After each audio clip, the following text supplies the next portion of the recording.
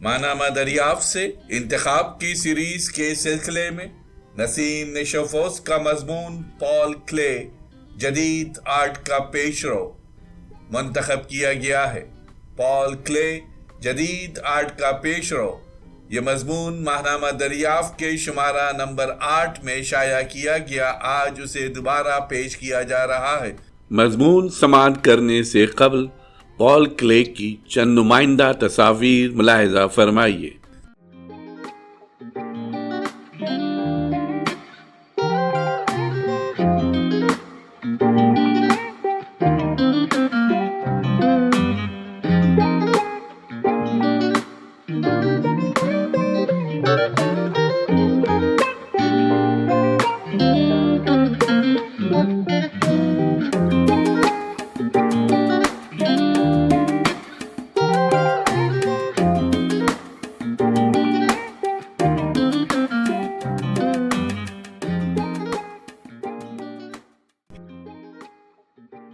مشہور و معروف جرمن مصور پال کلے ماڈرن آرٹ کا پیش رو ہے، لیکن مغرب کے جدید مصلحت پرست ناقدین فن نے پال کلے کو جدیدیت کا ماڈل کبھی نہ سمجھا۔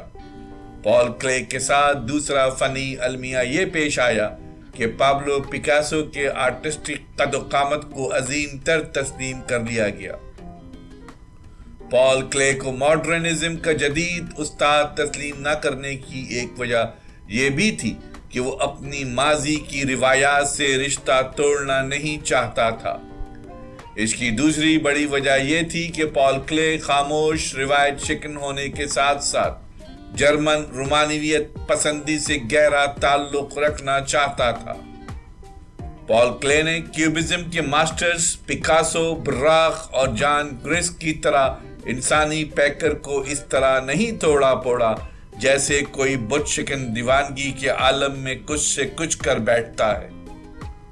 پال کلے کی پیکر شکنی میں دراصل موت کا ایک قابل قبول آہنگ ملتا ہے، ایک ایسا آسیب زدہ آہنگ جو بلا شبہ تجریدی ہے، مگر وہ آہنگ ہر انسان کے لیے ایک ناگزیر آہنگ ہے۔ پال کلے گوئٹے کے نظریہ فطرت میں یقین رکھتا تھا، ہولڈرلن کے نظریہ شعر میں یقین رکھتا تھا، نووالس کی کائناتی وحدت کو احترام سے دیکھتا تھا۔ لہٰذا 20ویں صدی کا یہ آرٹسٹ کسی طور اپنے معاصرین کے ساتھ مفاہمت نہیں رکھ سکتا تھا۔ اسی بنا پر اس کی اجنبیت و بے نیازی اس کا شخصی المیہ بن کر رہ گئی۔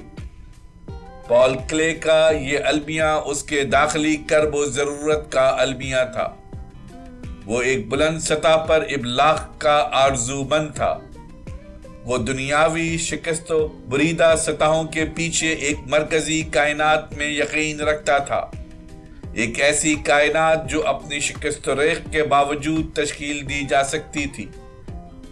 پال کلے اپنے مقالے بعنوان کریٹو کریڈو اور آن ماڈرن آرٹ میں فنکارانہ تخلیق کے رول کے مسائل سے نبرد آزما ہوتا ہے۔ وہ نیچر سے فن کا رشتہ نبھانے کی بات کرتا ہے۔ وہ مصوری کے بنیادی عناصر پر گفتگو کرنے کے لیے بے چین رہتا ہے۔ وہ اپنے مقالے کریٹو کریڈو میں فنکارانہ تخلیق کو یقین و ایقان کا شخصی عمل قرار دیتا ہے۔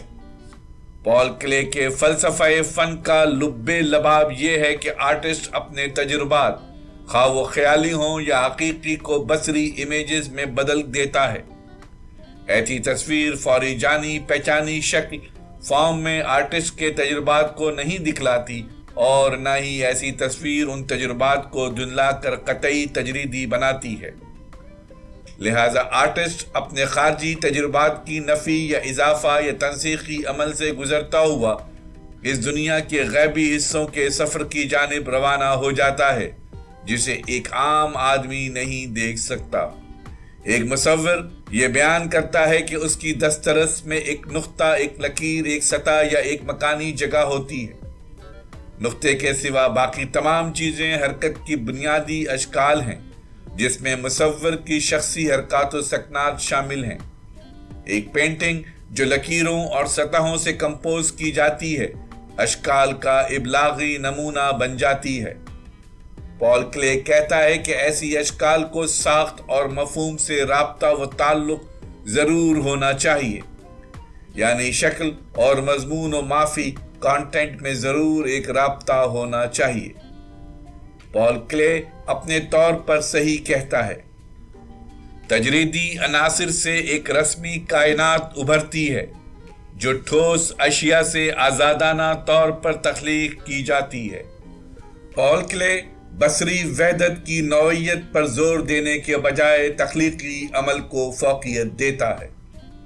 پال کلے حسن اتفاق یا اتفاقیہ لمحے میں یقین رکھتا ہے جو خصوصاً سریلیسٹ مصوروں کا خاصہ تھا، جس کا مطلب یہ تھا کہ تخلیق کا اتفاقیہ عمل فہم و دانش کی تحقیق کرتا ہوا ہر ممکن لاشعوری تخلیق کا ضامن بن جاتا ہے۔ پال کلے کا یہ مقولہ بھی ایک مشہور مقولہ ہے، آرٹ اشیاء مطلق کے ساتھ ایک انجانہ کھیل کھیلتا ہے اور اس کے باوجود وہ اپنے مقصد میں کامیاب ہو جاتا ہے۔ پال کلے فنکارانہ توانائی پر زور دیتا ہے۔ اس کے نزدیک قوت تخلیق ایک متحرک توانائی ہے جو ایک ہی بات کو نہیں دہراتی بلکہ ایک فنی عمل کو ساختیت سے بے ساختیت کی طرف لے جاتی ہے۔ پال کلے کے نزدیک آرٹ ڈکشنری کا لفظ نہیں جو اپنے متن اور موضوع میں محدود رہے۔ 20ویں صدی کے آرٹسٹ کے لیے نیچر نے اپنے وہ معنی کھو دیے جو رومانیت پسند مصور اور شعراء کو کبھی عزیز ہوا کرتے تھے۔ پال کلے تخلیقی عمل میں نیچر کو مسترد نہیں کرتا بلکہ وہ نیچر کے نامیاتی ماڈل، آرگینک ماڈل اور اس کے بنیادی منصب کو ایک کھلی کتاب کی طرح پڑھتا ہے۔ اس طرح اس کا ویژن عمومیت سے ماورا ہو جاتا ہے۔ وہ دنیا جس کی نشاندہی پال کلے کرنا چاہتا ہے وہ نیچر سے ٹکراؤ کی دنیا نہیں ہے۔ پال کلے دیگر جدید مصوروں کی طرح نیچر سے بغاوت نہیں کرتا بلکہ وہ اپنے منفرد اسٹائل میں نیچر سے مفاہمت کرتا ہے۔ اس امر کے باوجود کلے آرٹ اور نیچر کو علیحدہ علیحدہ دو حقیقتیں مانتا ہے۔ پال کلے ایک خاص نظم و نسق کی تکمیل چاہتا تھا۔ وہ جدید آرٹ میں نئی اشکال تخلیق کرنے کا آرزومند تھا۔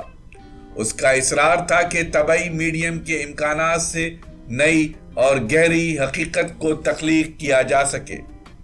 پال کلے جو جدید آرٹ کا ایک عظیم استاد ہے کہتا ہے، پہلے ہم اس زمین پر شہودی نظر آنے والی اشیاء کی نمائندگی کیا کرتے تھے، اب ہم شہودی اشیاء کی حقیقت کا انکشاف کرتے ہیں، کیونکہ شہودی حقیقت ایک علیحدہ الگ تھلگ مظہر ہے جسے دوسری حقیقتوں نے پیچھے کر دیا ہے۔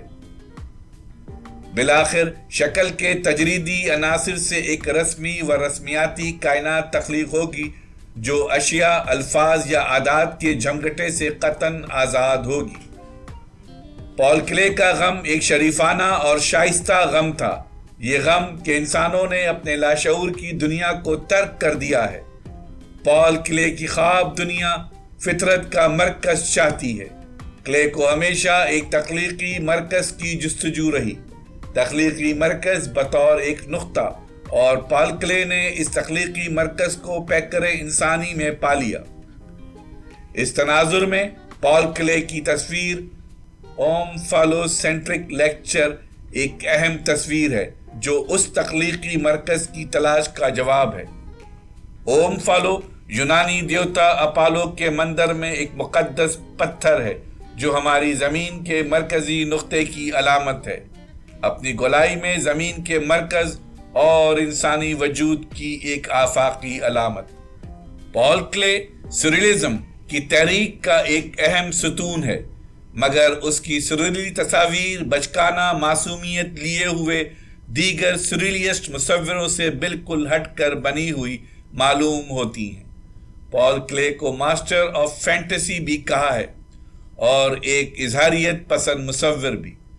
میرے خیال میں پال کلے پر آرٹسٹک جدیدیت کے یہ لیبل کچھ زیادہ موزوں نہیں، اس پر جدیدیت کا سب سے انوکھا اور اچھوتا لیبل وضع کرنے کی ضرورت ہے۔